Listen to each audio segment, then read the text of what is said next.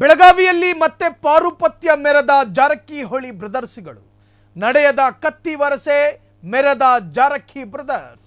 ತೀವ್ರ ಜಿದ್ದಾಜಿದ್ದಿಗೆ ಕಾರಣವಾಗಿದ್ದ Belagavi DCC bank election ಅದು.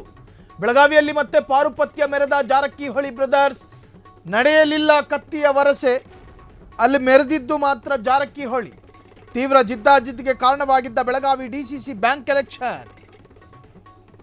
9 ಜನರನ್ನು ಅವಿರೋಧವಾಗಿ ಗೆಲ್ಲಿಸಿದ್ದಾರೆ, ಅದು ಮತದಾನಕ್ಕೂ ಮುನ್ನವೇ. ಅದು ಶಾಕಿಂಗು. ಈ ಮೂಲಕ ಡಿಸಿಸಿ ಬ್ಯಾಂಕ್ ಚುನಾವಣೆಯನ್ನ ಹಿಡಿಯುವಲ್ಲಿ ಯಶಸ್ವಿಯಾಗಿದ್ದಾರೆ ಜಾರಕಿ ಕುಟುಂಬ. ಮೀಸೆ ತಿರುವಿದ್ದ ಕತ್ತಿ ಹಾಗೂ ಲಕ್ಷ್ಮಣ್ ಸವದಿಗೆ ಶಾಕ್ ಕೊಟ್ಟಿದ್ದಾರೆ. ಅಲ್ಲ, ಪ್ರತಿಷ್ಠಿತ ಬೆಳಗಾವಿ ಡಿಸಿಸಿ ಬ್ಯಾಂಕ್ ನಿರ್ದೇಶಕರ ಸ್ಥಾನಕ್ಕೆ ಚುನಾವಣೆಯ ಕಾವು ಕೂಡ ಜೋರಾಗಿತ್ತು ಆ ಭಾಗದಲ್ಲಿ. ಅಕ್ಟೋಬರ್ 19ನೇ ತಾರೀಕು, ನೋಡಿ ಇವತ್ತು ಡೇಟು ಎಷ್ಟು, ಆದರೆ ಚುನಾವಣೆ ನಡೀಬೇಕಾಗಿದ್ದ ದಿನಾಂಕ 19ನೇ ತಾರೀಕು. ಮತದಾನಕ್ಕೂ ಮುನ್ನವೇ ಹೇಗೆ ಅಲ್ಲಿ ಜಾರಕಿ ಬ್ರದರ್ಸ್ಗಳು ಗೆಲುವಿನ ಪತಾಕೆಯನ್ನು ಏರಿಸ್ತಾರೆ, ಅದು ವೆರಿ ಇಂಟ್ರೆಸ್ಟಿಂಗ್. 19ನೇ ತಾರೀಕು ಮತದಾನ ನಡೆಯಲಿದ್ದು ಜಾರಕಿಹೊಳಿ ಬ್ರದರ್ಸ್ ಒಂದು ಕಡೆಯಾದರೆ ಕತ್ತಿ ಸವದಿ ಮತ್ತೊಂದು ಕಡೆ ಸೆಣಸಾಡ್ತಾ ಇದ್ರು. ಆದರೆ ಮತದಾನಕ್ಕೂ ಮುನ್ನವೇ ಡಿಸಿಸಿ ಗದ್ದುಗೆಯನ್ನು ಜಾರಕಿಹೊಳಿ ಬ್ರದರ್ಸ್ ತಮ್ಮ ತೆಕ್ಕೆಗೆ ತೆಗೆದುಕೊಂಡಿದ್ದಾರೆ. ಅದರಲ್ಲೂ ಅವಿರೋಧವಾಗಿ ಆಯ್ಕೆಯಾಗಿದ್ದಾರೆ. ಅದರ ಅರ್ಥ ಇವತ್ತು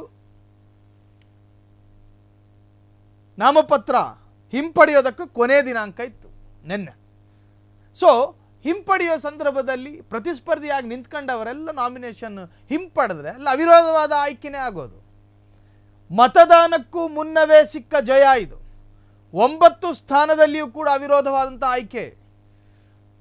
ಬೆಳಗಾವಿ ರಾಜಕೀಯದಲ್ಲಿ ಪಾರುಪತ್ಯ ಮೆರೆದಿದ್ದಾರೆ ಜಾರಕಿ ಕುಟುಂಬ.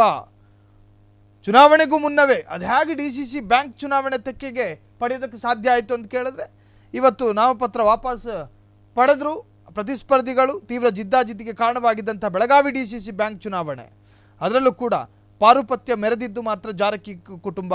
16 ನಿರ್ದೇಶಕ ಸ್ಥಾನಕ್ಕೆ ಅಕ್ಟೋಬರ್ 19ನೇ ತಾರೀಕು ಎಲೆಕ್ಷನ್ ನಡೀಬೇಕಾಗಿತ್ತು. ಆದರೆ ಮತದಾನಕ್ಕೂ ಮುನ್ನವೇ ಜಾರಕಿಹೊಳಿ ಬ್ರದರ್ಸ್ ತಮ್ಮ ಪೆನಲ್ನ 9 ಜನರನ್ನು ಅವಿರೋಧವಾಗಿ ಗೆಲ್ಲಿಸಿದ್ದಾರೆ.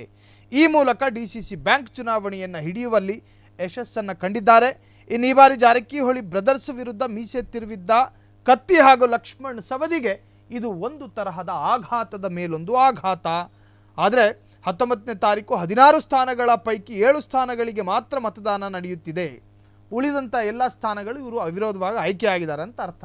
19ನೇ ತಾರೀಕು ಎಲೆಕ್ಷನ್ ನಡೆಯುತ್ತೆ, ಆದರೆ ಅವತ್ತು ನಡೆಯೋದು ಬರೀ 7 ಸ್ಥಾನ. ಉಳಿದ ಸ್ಥಾನಗಳಿಗೆ ಈಗಾಗಲೇ ಅವಿರೋಧವಾದಂಥ ಆಯ್ಕೆಗಳಾಗಿದೆ. ಕೊನೆಯ ದಿನವಾಗಿತ್ತು. ಸೊ ಆ ದಿನ ನಾಮಪತ್ರ ವಾಪಸ್ ಪಡೆದ್ರು, ಅಲ್ಲಿ ಅವಿರೋಧವಾದಂಥ ಆಯ್ಕೆಗೆ ಒಳಗಾಯಿತು ಈ ಒಂದು ಎಲೆಕ್ಷನ್ ವಿಚಾರ. ಸೊ ಜಾರಕಿ ಬ್ರದರ್ಸ್ ಗದ್ದುಗೆ ಏರಿದ್ದಾರೆ. ಕ್ಷಣ ಕ್ಷಣದ ಸುದ್ದಿಗಳಿಗಾಗಿ ಫ್ರೀಡಂ ಟಿವಿ ಸಬ್ಸ್ಕ್ರೈಬ್ ಮಾಡಿ, ಲೈಕ್ ಮಾಡಿ ಹಾಗೂ ಫಾಲೋ ಮಾಡಿ. ಹೊಸ ಸುದ್ದಿಗಳ ನೋಟಿಫಿಕೇಶನ್ಗಾಗಿ ಬೆಲ್ ಐಕಾನ್ ಮೇಲೆ ಕ್ಲಿಕ್ ಮಾಡಿ.